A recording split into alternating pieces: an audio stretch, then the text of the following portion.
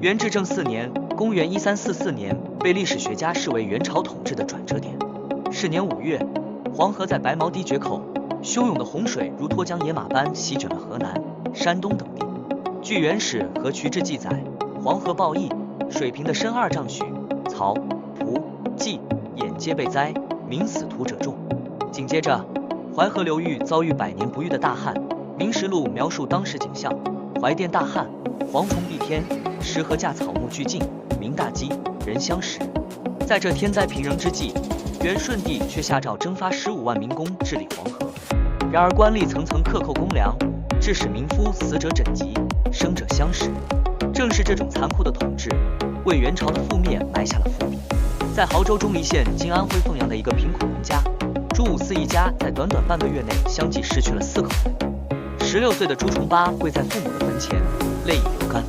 这个少年在御制皇陵碑中回忆道：“并无棺椁，背体扼上，俯眼3尺，电河遥江。”邻居刘继祖看他可怜，给了他1小块的安葬亲人。走吧，去黄觉寺讨条活路。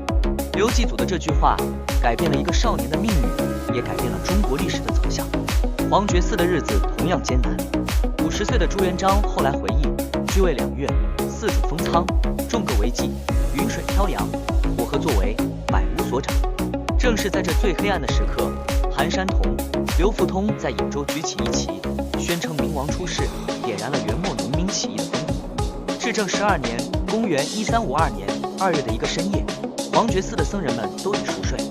朱重八在佛前至孝问卜，这个细节在《明史纪事本末》中有详细记载。当他第3次掷出时，小北竟直立不倒。这时，好友汤和托人捎来的信到了，今在郭元帅军中，以为千户，速同军，共图富贵。朱重八终于下定决心。当夜，他翻过寺庙的后墙，向着亳州城奔去。守城的红巾军士兵见这个和尚衣衫褴褛，便要赶他走。恰在此时，元帅郭子兴巡城到此，见这个年轻和尚姿貌雄杰，旗鼓灌顶，便收入麾下，任命为亲兵9夫长。在郭子兴部下，朱重八很快展现出过人的才能。至正13年，公元1353年，他回乡募兵，而使伙伴徐达、周德兴、郭英等700余人前来投效。其中徐达长身伟貌，刚毅无勇，尤其受到重用。更重要的是，他招揽了一批文人谋士。定远名士李善长少读书，有志计。在朱元璋问策时，他如此回答：秦乱，汉高起不一，豁达大度，知人善任，不是杀人，五载成帝业。今元刚继稳，天下土崩瓦解，公豪产，俱配不远，山川王气，公当受之，法其所为，天下不足定也。这番话深深打动了朱元璋，也为他指明了政治方向。至正18年，公元1358年冬，朱元璋攻占婺州，这是一个重要的转折点。他召见当地名士宋濂、刘基、张毅、叶琛，这4位后来被称为这西4先生。特别是刘基博温，博通经史，余书无不窥，尤经巷尾之学。朱元璋曾单独与刘基密谈，问以争取大计。刘基献上实务18策，并提出著名的战略构想：事成自守鲁，不足虑。有量节主胁下，名号不正，地据上流，其心无日忘我，宜先图之。陈氏灭，张氏是孤，一举可定，然后北向中原，王业可成也。朱元璋闻言大喜，先生有如此妙算，何不早言？从此将刘基视为首席谋士。刘基不仅在军事上献计献策，在制度建设上也贡献卓著。他协助朱元璋制定律令，完善官制，为明朝的建立奠定了制度基础。与此同期，另一位重要谋士朱升提出高筑墙、广积粮、缓称王的9字方针。这个战略使朱元璋能够在群雄混战中保存实力，最终脱颖而出。至正23年，公元1363年4月，陈友谅乘朱元璋北上安丰救援小明王之际，率60万大军，巨型楼船数百艘东下。这些楼船高数丈，是以单漆，上下3级，即至走马棚，下设板房围壁，无相接轨一体。每船可载2、3千人，堪称当时世界上最强大的水军。7月20日，双方在鄱阳湖康郎山相遇。朱元璋见敌军船聚，对诸将说：“彼据州首尾连接，不利进退，可破也。”乃将水军分11队，火器弓弩依次排列，个战术布置体现了朱元璋对水战的理解。徐达身先士卒，率舰队突击，击败陈军前锋。这场战役的激烈程度，明史记载，达身先诸将，击败其前锋，杀1500人，获一巨舰而还。于东海乘风发炮，焚毁陈军船只20余艘。然而陈军毕竟是大，右军逐渐不支，朱元璋的坐舰也被包围。在这个危急时刻，帝将韩诚穿上朱元璋的袍服，投水自尽，吸引敌军注意，使朱元璋得以脱险。这种舍生取义的精神，成为明军士气的重要支撑。次日，东北风大作，朱元璋采纳郭兴建议，派敢死队驾驶7艘渔船，满载火药芦苇，冲向陈军船队。风急火烈，顷刻之间，陈军数百艘巨舰陷入火海，湖水尽逝。陈友谅之弟陈友仁、陈友贵等大将均被烧死。8月26日，陈友谅在突围时从船舱中探头观察，被刘健射穿眼睛，当场毙命。这场持续36天的大决战，奠定了朱元璋统一南方的基础。他在庆功宴上对刘基说：“我不当有安丰之心，时有亮乘我之初，因天空虚，顺流而下，我进无所成，退无所归，大势去矣。”洪武元年，公元1368年正月初4，是中国历史上一个重要时刻。是日，因天城内旌旗蔽日，朱元璋先在中山南路设坛祭祀天地。这个仪式的每个细节都经过精心设计，旨在彰显新政权的合法性。督驻官朗读的祝文意味深长：“唯我中国人民之君，自宋运告终，帝命真人于沙漠，入中国为天下主，其君臣父子及孙百有余年，今运一终。”这篇祝文巧妙地将元朝统治合法化，又为其终结提供了理论依据，体现了朱元璋政治智慧的高超。礼成后，朱元璋换上衮冕，前往奉天殿即位。他在殿中训诫百官：“天下始定，民财力俱困，要在休养安息。为廉者能约己而利人，尔等宜深戒之。”这番话确立了明朝初年的基本国策。即位后，朱元璋立即着手制定各项制度。他命李善长、刘基等定律令，颁布大明律，命陶凯治礼乐，编撰大明集礼，设科取士，恢复科举。这些制度的确立，使新王朝迅速走上正轨。作为开国元勋，刘基在明初政治中扮演着重要角色。他主张严刑峻法，曾说：“宋元以来，宽纵日久，当使纪纲正肃，而后惠政可施。”这种思想深刻影响了明初的政治走向。洪武3年，公元1370年，朱元璋欲任命杨宪为丞相，咨询刘基意见。刘基直言：“现有相才无相器，夫宰相者，实心如水，以义理为权衡，而己无余者也。现则不然。”后问及汪广洋、胡惟庸，刘基的评价分别是贬遣代甚于宪和辟之驾，据其分原因。这些直言最终为刘基招来灾祸。洪武8年，公元1375年，刘基在胡惟庸指使的医生诊治后病情加重，回乡不久便去世。临终前，他嘱咐儿子将所藏天文书呈缴朝廷，勿令后人习也。刘基的悲剧折射出明初政局的复杂性。朱元璋在位期间，进行了一系列影响深远的制度改革。在地方行政制度上，他废除行中书省，设立承宣布政使司、提刑按察使司和都指挥使司，3司分立，互相制衡。在军事制度上，他创立卫所制度，自京师达于郡县，接立卫所，形成了一套完整的军事体系。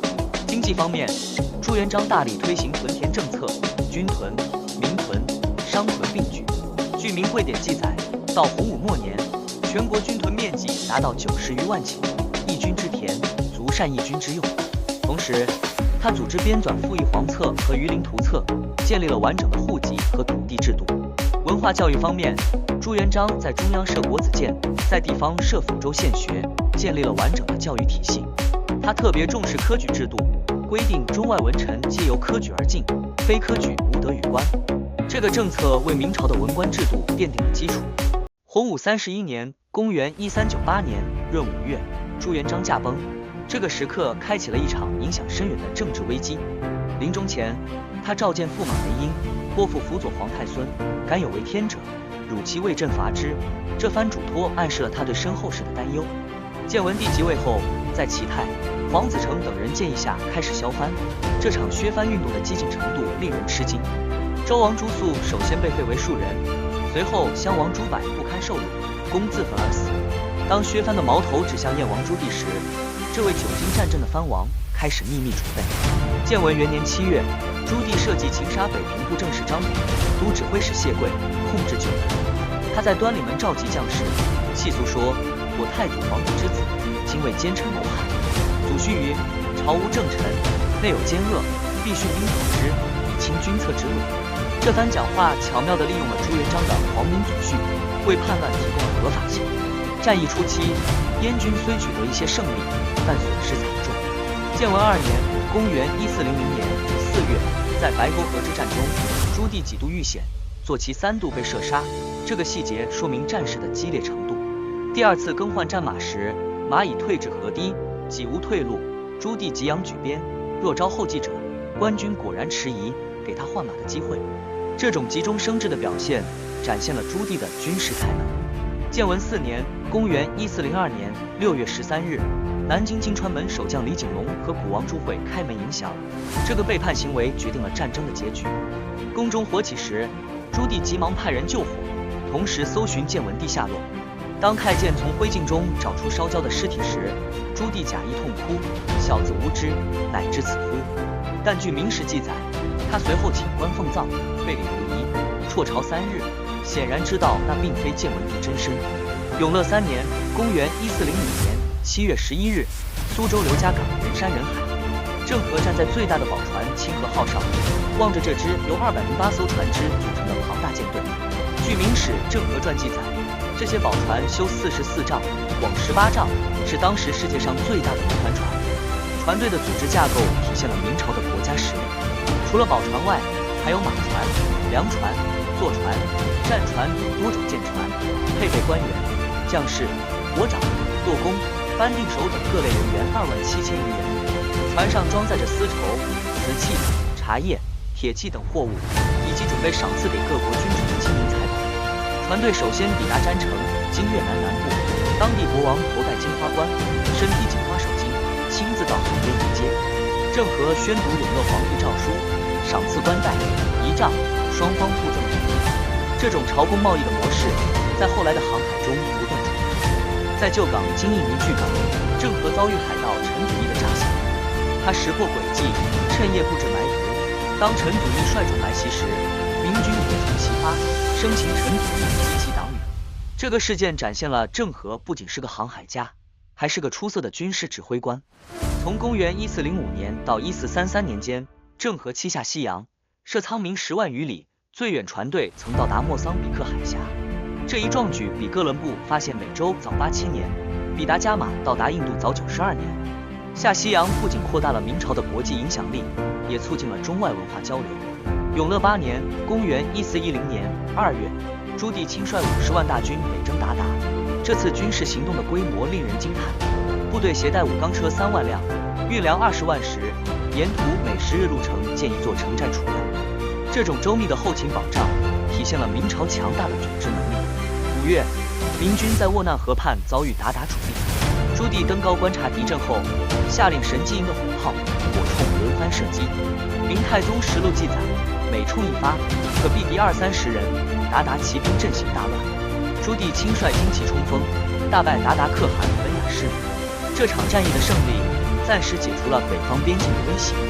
永乐20年（公元1422年）的第4次亲征时，朱棣已年届62岁，部队在曲烈儿河金龟流河遭遇兀良哈部数万骑兵，明军预设神机冲居前，马队居后的阵型，在敌骑冲进时火器齐发，随后骑兵包抄，斩首数千骑。这种步骑炮协同的战术，在当时世界上是相当先进的。然而，连年征战耗费巨大，户部尚书夏元吉曾劝谏，彼年事出无功，军马储蓄十丧八九，灾省不作，内外俱疲。但朱棣认为，漠北不侵，中国必受其害，朕岂可辞劳哉？这种战略思想反映了明朝对北方边境安全的高度重视。永乐年间，朱棣下令编纂《永乐大典》，这是中国文化史上的一座丰碑。永乐元年（公元1403年），他命谢晋等人开始这项工作，动员文人学士3000余人，历时5年完成。全书共22877卷，11095册，约3.7亿字，包括宇宙之广大，统会古今之一统。朱棣对总编纂谢晋说：“天下古今事务，散载诸书，偏至浩禳，不易检阅。朕欲悉采各书所载事物，类聚之而统之以御理，庶几考察之变，如探囊取物耳。”这番话表明，他编纂《永乐大典》的目的是为了方便查阅，具有实用性的考虑。《永乐大典》的编纂方法相当科学，他按照洪武正运的运目编排，每个运目下收录相关事项，事项下再分析。这种编排方式既便于检索，又保持了内容的系统性。全书收录了从先秦到明初的各类典籍8000余种，保存了大量译文秘典。遗憾的是，这部举世无双的类书正本在明亡后下落不明，副本也大多毁于战火，现存不足800卷。但是，《永乐大典》的编纂理念对后世产生了深远影响。清代的四库全书就是在其基础上发展的。洪熙元年（公元1425年），明仁宗朱高炽即位，这是一个重要转折点。他重用杨士奇、杨荣、杨虎等内阁大臣，开启了文官政治的新阶段。杨士奇出身贫寒，曾任塾师多年，深谙民间疾苦。他建议京师文武官俸米宜酌量增减，以均贫富。同时奏请减免赋税，使民得尽力田亩。在朱瞻基继位后，杨士奇继续辅政，他主张慎用刑罚，曾说：“陛下恩泽启遍天下，今春雨应时，正是不得失人之日。”在他的建议下，朱瞻基多次减免赋税，释放冤狱。这种仁政思想成为仁宣之治的重要特征。杨荣则以军事见长，历仕四朝，谋而能断；杨虎则质直廉静，性恭谨，在狱中10年，毅力节操。三杨各有所长，互相配合，形成了稳定的政治格局。明史评价，明称贤相，必守三杨。明宣宗宣德5年（公元1430年），在停顿数年之后，朱瞻基命郑和进行第7次下西洋。这时的郑和已年届发甲，深知这可能是自己最后一次远航。这次航海的规模虽然不如前几次，但意义重大，它标志着明朝官方航海事业的终结。团队先后访问了詹城、爪哇、旧港、马达加、苏门答腊、西兰山、古里等20多个国家和地区。在古里（今印度卡利卡特），郑和因病去世，终年62岁。船员按照伊斯兰教习俗将他葬在当地，仅将他的发辫和靴子带回中国安葬。这位伟大航海家的离世，象征着一个时代的结束。随着郑和的去世，大明帝国的远航事业也画上了句号。正统元年（公元1436年），朱瞻基之子朱祁镇即位后，兵部尚书刘大夏甚至将郑和的航海档案藏匿起来，理由是三宝下西洋，费钱粮数十万，军民死且万计，不可其保而回，于国家无益。这种观点的流行，反映了明朝对外政策的转变。仁宣时期（公元1425到1435年）被史家称为仁宣之治，是明朝的黄金时代。在经济方面，实行休养生息政策，减免赋税，兴修水利，促进了农业生产的发展。据《明史·识货志》记载，这个时期宇内富庶，富禄盈县，国库储备充足。在政治方面，完善内阁制度，重用贤能，广开言路，形成了相对亲民的政治风气。朱瞻基还改革科举制度，推行南北分卷，平衡南北士人的政治参与，增强了政权的代表性。然而，仁宣之治也存在局限性，在对外政策上，开始从积极进取转向保守防御；在海洋政策上，逐渐收缩，为后来的海禁政策埋下伏笔；在边防政策上，对蒙古各部采取守势，放弃了永乐时期的积极进攻战略。宣德10年（公元1435年），明宣宗驾崩，9岁的朱祁镇即位。这个幼主的登基为宦官专权提供了条件。太监王振逐渐掌握司礼监大权，他首先命人拆毁朱元璋所立内臣不得干预政事的铁牌。这个举动具有象征意义，标志着明朝宦官政治的开始。正统6年（公元1441年），杨士奇之子杨继被人告发横行不法，王振趁机发难，迫使杨士奇以老疾告辞。随后，杨荣病逝，杨溥孤立无援，三杨辅政的时代宣告结束。这个政治变动使明朝失去了一个稳定的文官领导核心。王振还大兴土木，在皇城内建造豪华府邸，重堂岁阁，以娱陈居。工部郎中王佑阿谀奉承，被破格提拔为侍郎。有人问王佑为何不留胡须，他谄媚地回答：老爷所无，而安敢有？这种谄媚之风反映了当时政风的败坏。正统14年，公元1449年7月16日，明军从北京出发，由于准备仓促，未10日，军中已绝粮，士兵饿死沿途。户部尚书王佐跪请回师，被王振罚跪草中至天黑。这种刚愎自用的决策埋下了失败的种子。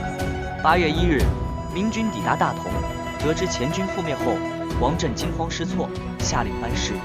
最初计划走紫荆关路线，途经王振家乡魏州。走了40里后，王振忽然担心大军会踩坏家乡庄稼，又赶到宣府。这种儿戏般的指挥，使明军丧失了撤退的有利时机。叶先闻讯，率2万骑兵追击。8月13日，明军退至土木铺。王振因为装载私人财物的1000余辆辎重车未到，拒绝退入20里外的怀来城。这个决定最终导致了灾难性的后果。次日，瓦剌军包围土木铺，切断水源。叶先佯装议和，趁明军疑营取水时发动突攻。英国公张辅、兵部尚书旷野等数十名大臣战死。王振被护卫将军樊中用铁锤击杀，无畏天下诸此。朱祁镇下马盘坐，被瓦剌士兵俘获。20万明军精锐损失殆尽，50余万骡马和无数军械资储尽归瓦剌。消息传回北京，群臣聚护于朝，京城米价永贵，人心惶惶。这场战役的失败，使明朝的军事力量遭到重创，成为由盛转衰的转折点。另外，明宪宗成化年间（公元1465到1487年），建州女真在董山、李满柱等人的领导下逐渐壮大，开始威胁明朝辽东边境。建州卫指挥使董山桀骜不驯，屡犯边境，与朝鲜也时有冲突，形成明朝东北边防的心腹之患。因此，成化年间对建州女真部进行2次围剿，第一次是成化3年（公元1467年）正月，建州女真联合毛连卫侵犯辽东，攻陷抚顺、铁岭等地，杀掠南妇，焚毁庐舍。明宪宗在接到辽东巡抚原田的急报后，决意出兵征剿。4月，明朝命晋鲁将军赵辅挂印出征，率兵5万，分到晋剿，同时命令朝鲜出兵配合，形成夹击之势。赵辅在出兵前的奏书中写道：建一复显示强，跳梁边境，一大发兵，接其巢穴，以拒后患。明军主力自抚顺关出塞，连破女真村寨40余座。9月，明军在婆珠江、金魂江遭遇女真主力，大败之。董山在逃亡途中被明军擒获，后在广宁被处决。李满柱则被朝鲜军队击杀于兀米府。这次征剿虽取得胜利，但未能彻底解决问题。明军撤退后，残余的女真部众在福当家的领导下重新聚集，继续骚扰边境。第二次是成化14年（公元1478年），建州女真新任首领完者图王杲联合海西女真，大举入寇爱阳、清河等堡，杀掠甚众。辽东总兵官欧信战败，明廷震动。明宪宗召集兵部尚书于子俊等商议对策。于子俊认为，建以屡俘屡叛，非大创之不可，建议发大兵征剿。宪宗采纳其意，决定再次出兵。成化15年（公元1479年）10月，明朝命抚宁侯朱勇为晋鲁将军，充总兵官，太监汪直监军，兵部尚书陈岳参赞军务，发金营及辽东兵2万出征。明军采取分进合击策略，朱勇率主力自抚顺出塞，辽东副总兵韩斌自清河出塞，参将周俊自爱阳出塞，3路大军约定在女真腹地会师。明军深入建州境内，采取焚其庐舍、毁其积聚的交通政策。据明宪宗实录记载，此役斩首638级，生擒149人，焚毁庐舍1700余区，获马牛器械流算。完者突在明军打击下仓皇北逃，最后被迫向明朝请降。明廷在其地设立建州左右卫，分而治之。这次征剿沉重打击了建州女真的力量，使其在之后数十年间无力大举犯边。成化年间的2次征伐暂时稳定了辽东局势，但未能从根本上解决女真问题。明军采取的残酷清剿政策，在女真各部中埋下了仇恨的种子。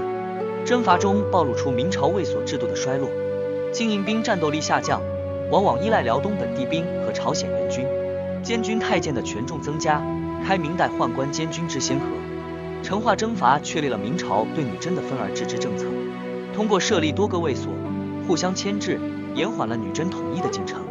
但这种政策在明廷国力强盛时有效，一旦中央控制力减弱，就会立即失效。成化23年，公元1487年，18岁的明孝宗朱佑樘即位。这位童年饱经磨难的皇帝，决心刷新政治。他驱逐奸佞，重用贤能，勤于政事，广开言路，减免赋税，赈济灾荒。这些措施使明朝出现了最后一个太平盛世。每天清晨，他在奉天门早朝，午后又在便殿召见大臣，商议政务。弘治朝内阁大学士刘健后来回忆，先帝临御18年，未尝见其有倦怠之色，每召臣等议事，必约与先生商量。这种勤政态度与后来的皇帝形成鲜明对比。在经济方面，弘治时期实行轻徭薄赋政策。《明史识货志》记载，弘治15年（公元1502年），全国耕地面积达到830万顷，比明初增加了1倍多。在文化方面，编纂大明会典，整理典籍，促进了文化事业的发展。然而，弘治中心也存在隐忧，土地兼并问题开始加剧，卫所制度逐渐败坏，边防力量有所削弱。这些问题的积累，为后来的危机埋下了伏笔。